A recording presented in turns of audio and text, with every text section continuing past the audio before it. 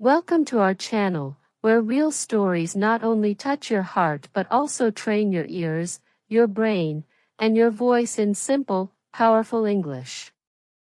Today, I'm going to take you on a journey of dreams, luxury, pain, betrayal, and success. But this is not fiction, this is a true story, the story of a man who started with nothing and created a name the whole world respects. Gucci.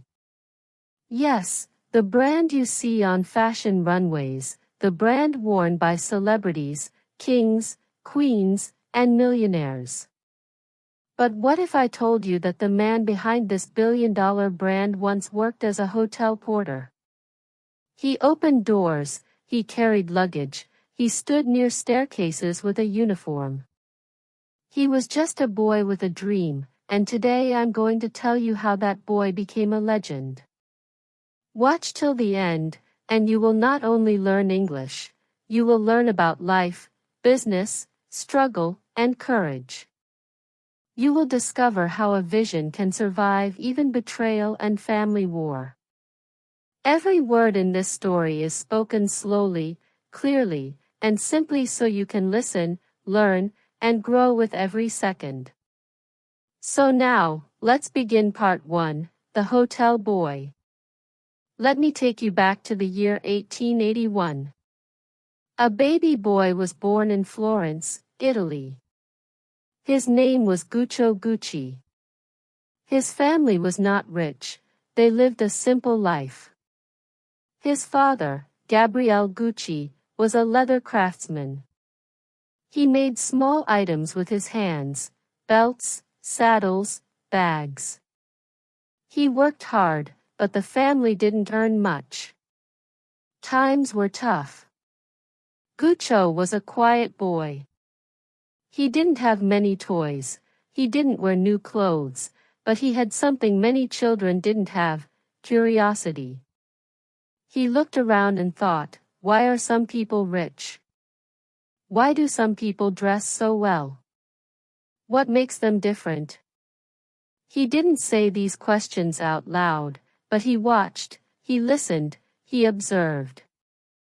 At a young age, maybe around 17 or 18, Guccio decided to leave Italy.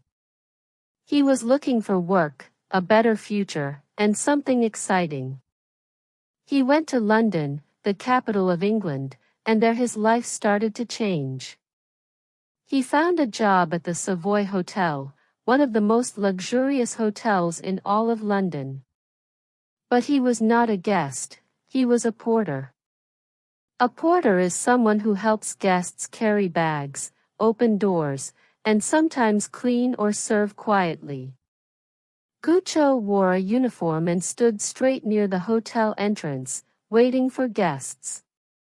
Now listen carefully, this is the turning point.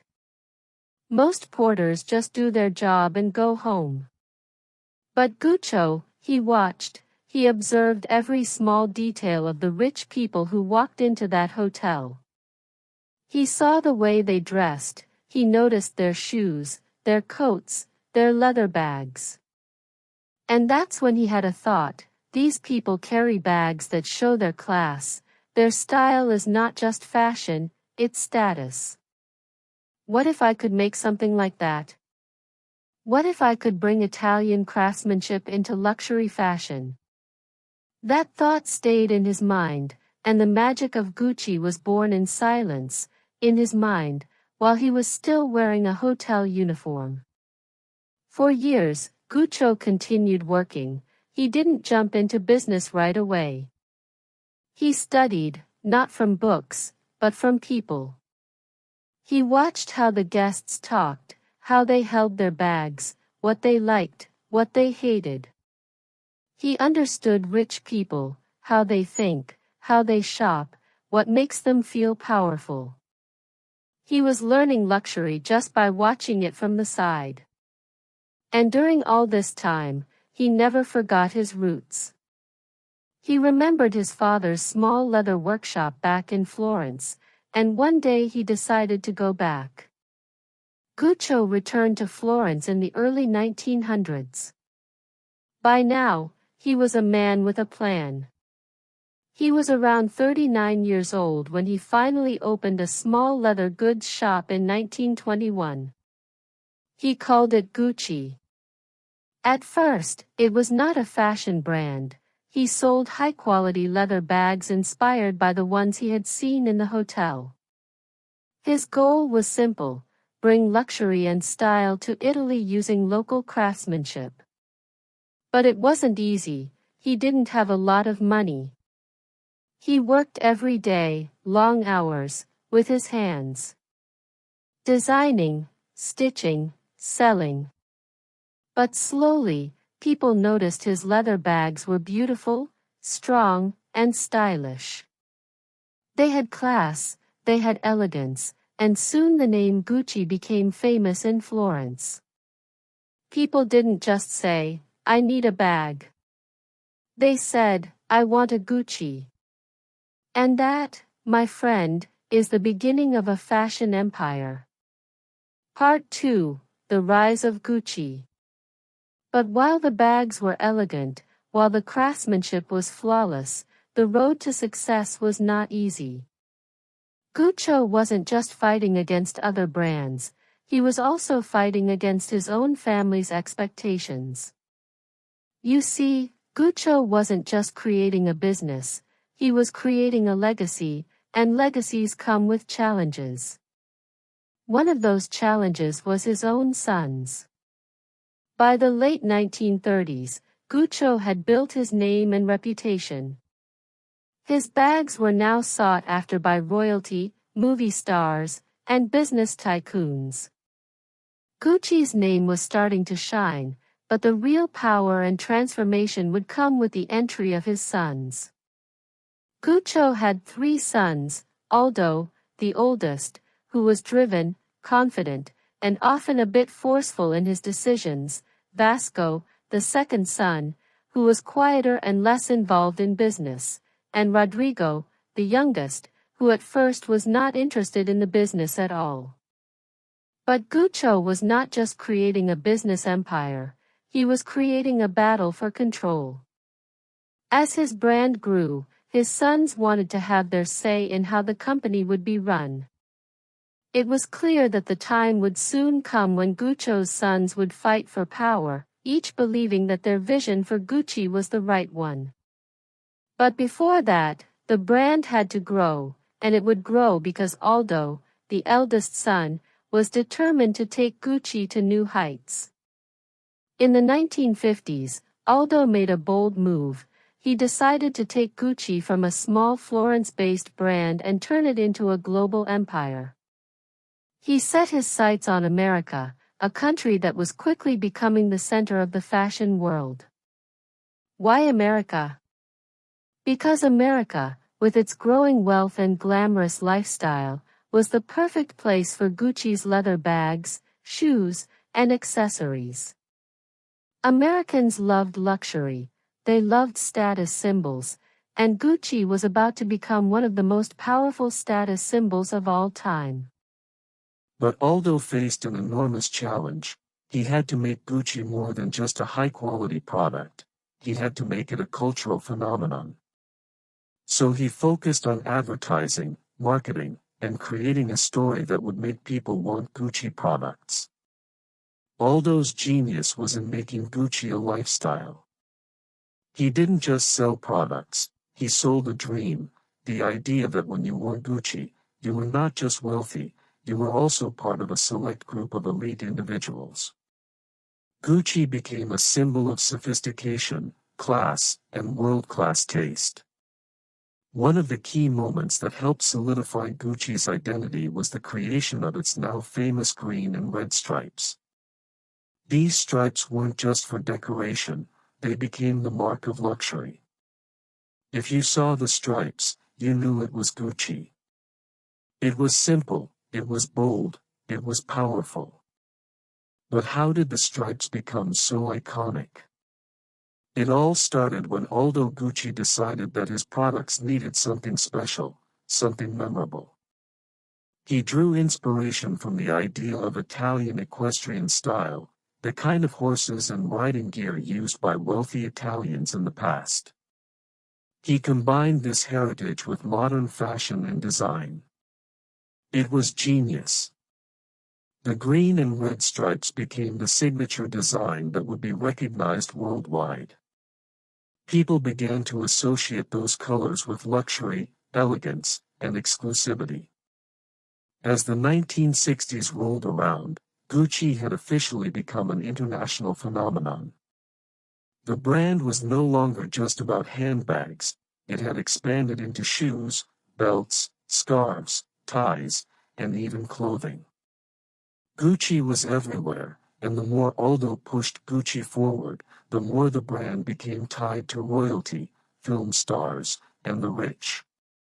Jackie Kennedy, the wife of U.S. President John F. Kennedy, became one of the most famous people to wear Gucci. Her Jackie O bag became iconic. This wasn't just a bag, it was a symbol of power, style, and grace. Women everywhere wanted to look like Jackie Kennedy, and they wanted to wear what she wore. Gucci wasn't just a brand, it was a story. The brand's association with Hollywood grew stronger every year. Audrey Hepburn, Sophia Loren, and Grace Kelly were all spotted wearing Gucci. In fact, some of Gucci's designs were so beautiful they were worn in movies as part of the costumes. The Hollywood connection only made Gucci more desirable. The more famous people wore it, the more it became a symbol of status. Gucci was no longer just a leather goods shop in Florence, it was a global powerhouse, with stores opening in London, New York, and Tokyo. The dream that Gucci had started with a small shop was now a massive global brand. But while Gucci was rising in the world, something else was happening behind closed doors. The family was falling apart. The story of Gucci became as much about betrayal, jealousy, and conflict as it was about success. Guccio Gucci, the founder, had passed away in 1953. His sons, Aldo, Vasco, and Rodrigo, each wanted to take the business in their own direction. This family divide would soon turn into a war for control of the Gucci empire. Aldo, the eldest son, had been running the company for years, but he was now facing stiff competition from his brothers, who believed they should have more control. This family war would not only change the future of Gucci but also set the stage for some of the darkest moments in the company's history. Part 3: The Gucci Family Drama. Aldo was ambitious, bold, and full of ideas. He wanted to expand the brand globally, and he wasn't shy about making big decisions. But his brothers, Vasco and Rodrigo, also had ideas of their own. Vasco, who had initially been uninterested in the family business, now wanted a say in how things were run. Rodrigo, the youngest, was caught in the middle, unsure of where his loyalties lay. As time passed, Aldo became more assertive, and his brothers started feeling left out. It wasn't just about money anymore, it was about pride, ambition, and the desire for control over the Gucci name. Aldo had poured his heart and soul into Gucci's success, but his overconfidence led to mistakes. He became obsessed with expanding the business. While his drive made Gucci into a global brand, it also made him reckless. He took on massive debts in the name of growth, thinking that expansion was the key to Gucci's future. But all of this came at a price: family unity and trust. By the late 1970s, Gucci was struggling to maintain its position in the fashion world. The brand had become synonymous with luxury, but that also meant it was facing pressure from rivals, especially in the booming fashion world of the 1980s. Companies like Louis Vuitton, Prada, and Chanel were starting to challenge Gucci's supremacy. Aldo's leadership was questioned not only by outsiders but by his own family. The rivalry among the Gucci brothers was intensifying. Vasco, who had been content staying in the background, suddenly became more involved. His brother Aldo's decisions now seemed reckless to him. Vasco believed that Aldo's thirst for expansion had left Gucci vulnerable. At the same time, Rodrigo, who had largely stayed away from the company, began voicing his dissatisfaction with how things were being handled. The family's once tight-knit bond was now beginning to crack. But the real turning point came when Aldo's son, Maurizio Gucci, entered the picture. Maurizio had spent much of his life away from the family business. He had studied in Switzerland and had even tried to build his own career before being drawn back into Gucci by his father. Maurizio was young, determined, and full of ambition. He wanted more. He wanted to take Gucci to the next level, but in his own way. The tension between him and his uncle Aldo began to rise. Maurizio had ideas that didn't align with Aldo's vision. Aldo's push for expansion and his focus on profit seemed too risky to Maurizio. He believed Gucci needed innovation to survive, not just expansion. Mauricio's arrival in the Gucci business was a pivotal moment. Maurizio was determined to make a name for himself, not just as a Gucci heir but as the future leader of the company. But Maurizio wasn't just looking for change in design or marketing. He wanted to take control, and this meant he had to outsmart Aldo. And that's exactly what he did. Maurizio started playing a dangerous game.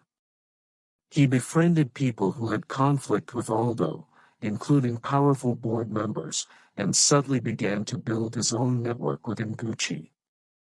Maurizio understood that the only way to take control of Gucci was to buy out his family, so he began using the family's wealth against them. With the help of outside investors, Mauricio's betrayal was swift and quiet. He made sure to keep his plan secret.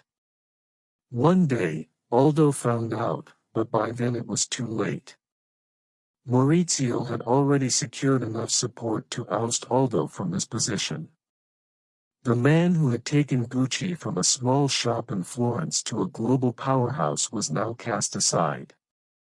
Maurizio had become the new head of Gucci. Aldo didn't go down without a fight, of course. He was devastated by his son's actions.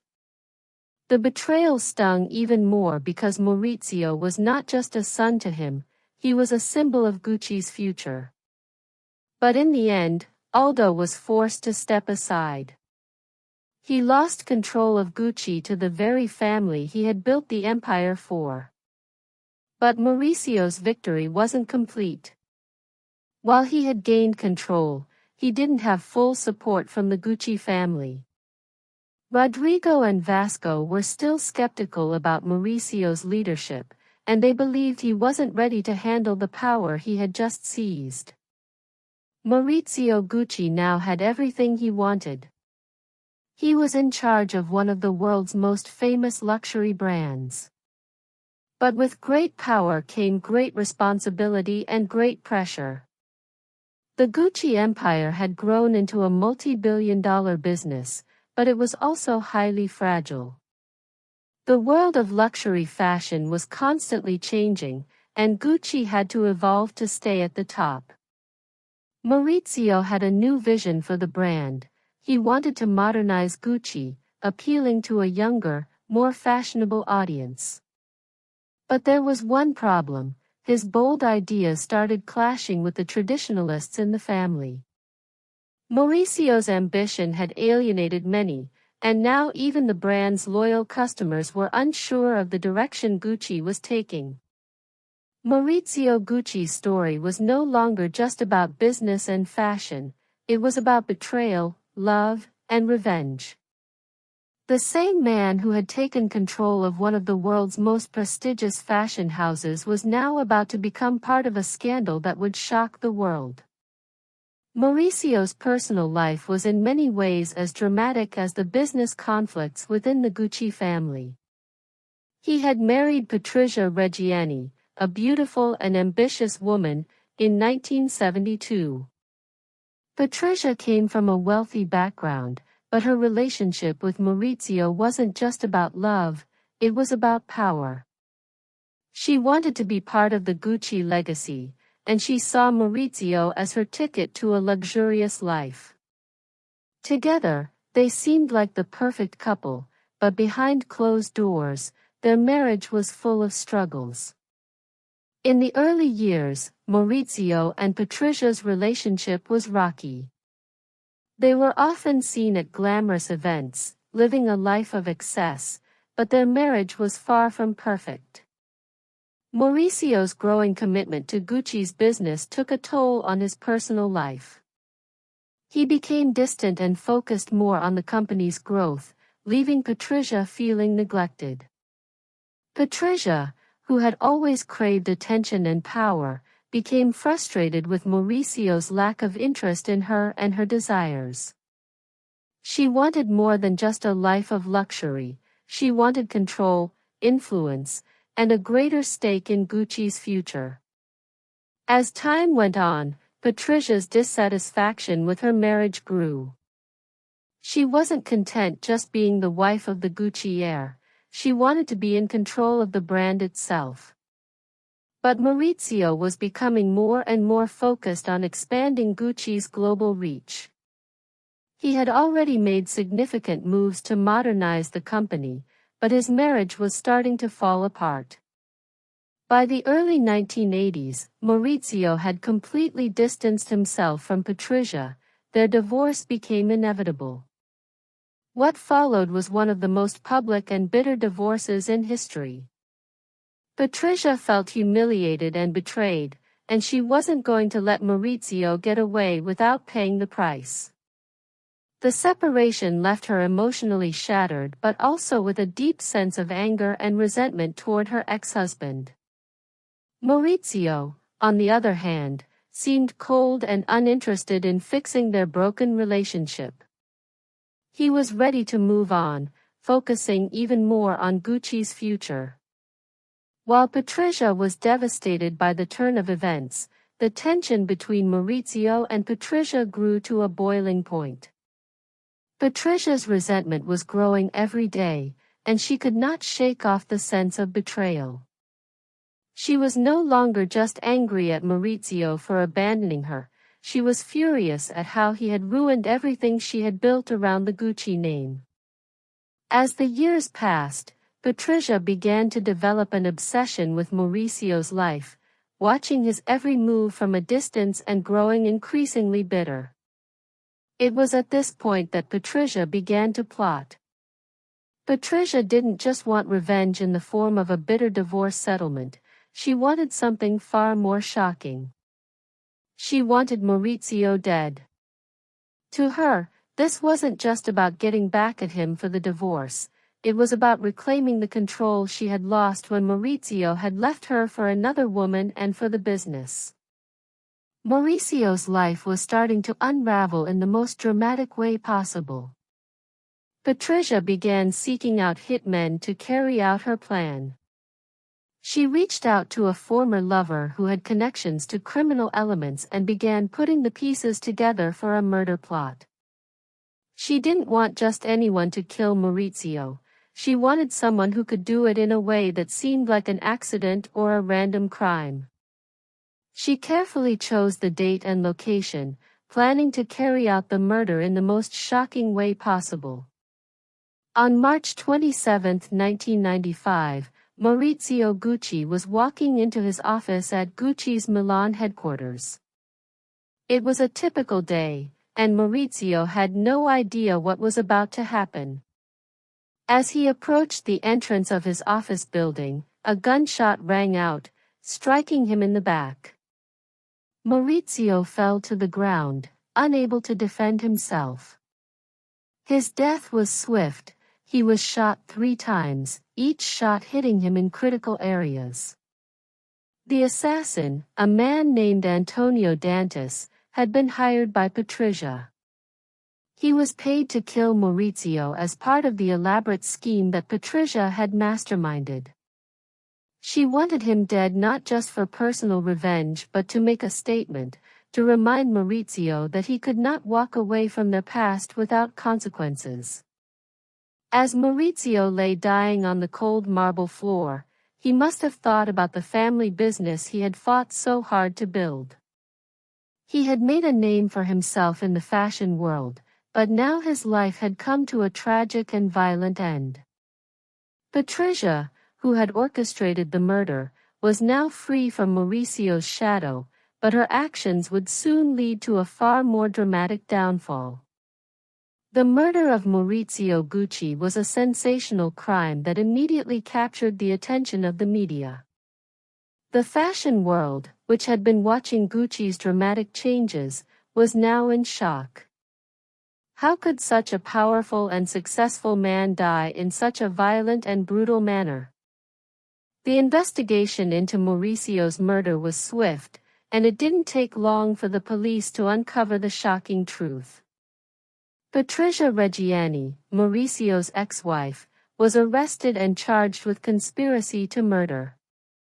The evidence was overwhelming, and it became clear that she had been the mastermind behind the plot.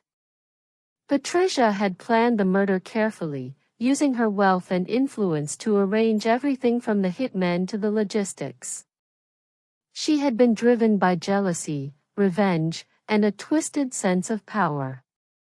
Patricia's arrest stunned the world. She had been the woman behind the glamorous Gucci image, but now she was the face of a tragedy.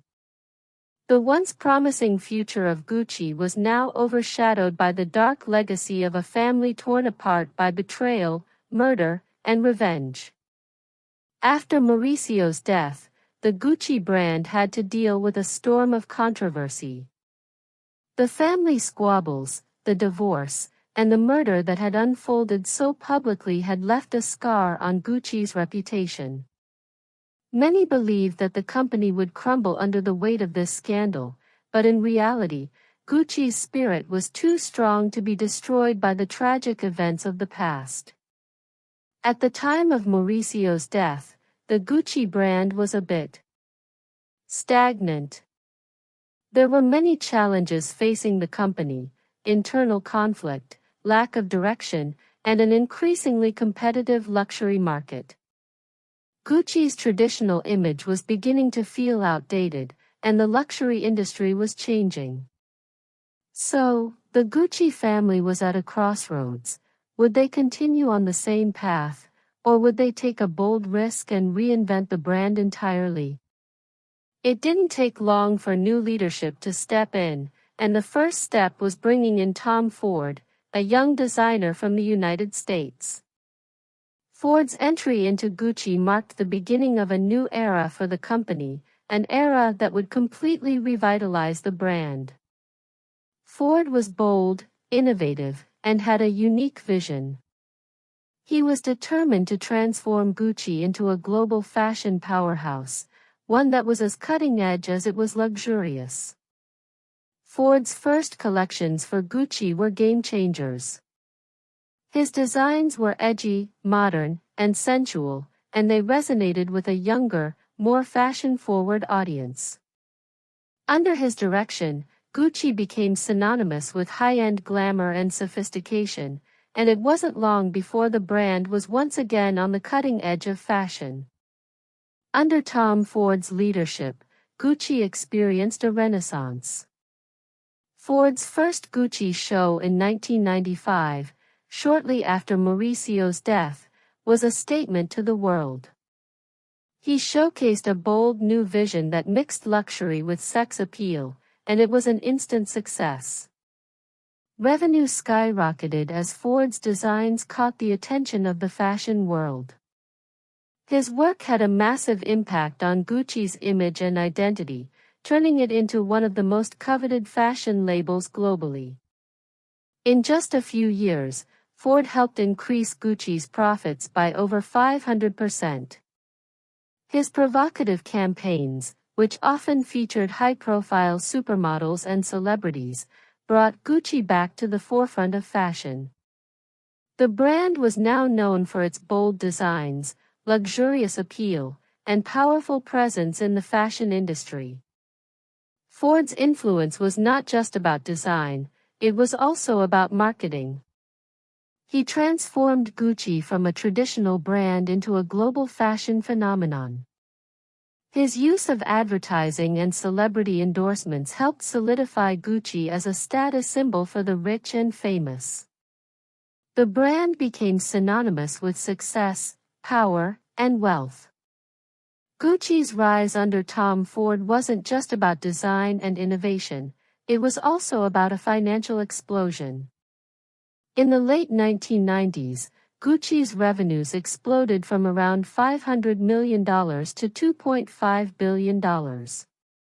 The brand had officially bounced back from the crisis it had suffered after Mauricio's death.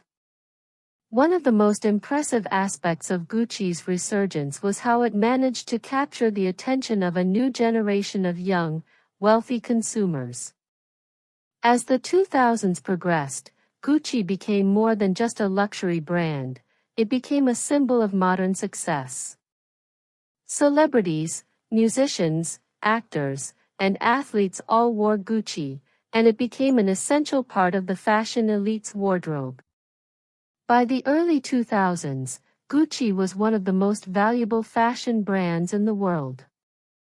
It was also one of the most recognizable names in global luxury, commanding top prices for its handbags, shoes, and ready-to-wear collections. In 2019, Gucci's brand value was estimated to be around $18 billion, and its annual revenues had surpassed $10 billion. This was a huge turnaround, given that the brand had once been on the brink of collapse just a few years earlier. Tom Ford's reign at Gucci ended in 2004, but the brand's growth didn't stop there. Alessandro Michele, who became Gucci's creative director in 2015, brought his own unique vision to the brand. He embraced gender fluidity, bold patterns, and a mix of styles that appealed to a younger, more diverse audience. Under Michele's direction, Gucci once again reinvented itself, and it quickly became one of the most talked about brands in the fashion world. His collections were filled with unexpected combinations of bold colors, floral patterns, and historical references, and they resonated with a generation that was seeking something different from the traditional luxury brands. Gucci's revenue under Michele has continued to grow, and in 2020, the brand's global sales were estimated to be around $9 billion, maintaining its status as one of the most powerful and influential fashion labels worldwide. In 2016, Patricia was granted parole after serving just 18 years of her sentence. She was released from prison at the age of 67 and returned to the luxurious life she had once known, but it was a far cry from the power and fame she had enjoyed as Mauricio's wife. She was often seen in high-end fashion and continued to live in the lap of luxury, even though her past was permanently stained by the murder of the man she once loved. Today, Gucci stands as a global fashion powerhouse. The brand has continued to thrive in the competitive world of luxury fashion, constantly evolving and embracing new trends. It's now a part of the Kering Group, one of the largest luxury conglomerates in the world, which also owns brands like Saint Laurent, Bottega Veneta, and Balenciaga. Gucci's success is not just measured by its profits or prestige, it's also about the legacy it continues to build. The brand has become a symbol of empowerment, innovation, and timeless style. It has evolved from a family business to a global icon, with its sustainability initiatives and commitment to creativity paving the way for future generations in fashion. Gucci's journey from a family-run business to a global fashion icon is one of the most incredible stories in the history of fashion. Despite the tragedy that struck the Gucci family, the brand's ability to reinvent itself and adapt to new times is what has made it an enduring symbol of luxury, creativity, and success. Maurizio Gucci's death, Patricia Reggiani's obsession, and the murder that shocked the world are all part of the larger story of Gucci, a story of triumph and tragedy, betrayal and success, and a brand that refuses to die. It serves as a powerful reminder that even in the face of great loss, something new and extraordinary can emerge. The legacy of Gucci will continue to inspire fashion lovers, entrepreneurs, and dreamers all over the world for years to come. And while the family's story may have been full of scandal, betrayal, and tragedy, it ultimately showcases the resilience of the Gucci name and the power of reinvention. And that's the end of the unbelievable story of Gucci, a brand born from hard work, nearly destroyed by greed and betrayal, and finally brought back to life through vision, courage, and change. What can we learn from this?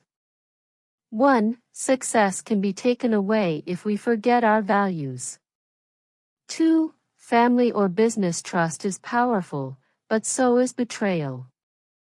3. Even after the darkest moments, it's never too late to rebuild. 4. Leadership matters. The right people can turn failure into success. 5. Change is not the end. It can be the beginning of something greater. Gucci's story teaches us that life is not just about rising, it's about rising again after we fall. That's what makes a brand, a person, or a dream truly legendary. So, whether you're learning English, building a dream, or just trying to find motivation in your own story, don't give up. Keep learning, keep moving forward, and remember, even the biggest success story started with pain, struggle, and a choice to keep going. Thank you for watching. This is your place for stories, book summaries, life lessons, motivation, and learning English every day. Don't forget to like, share, and subscribe. See you in the next story.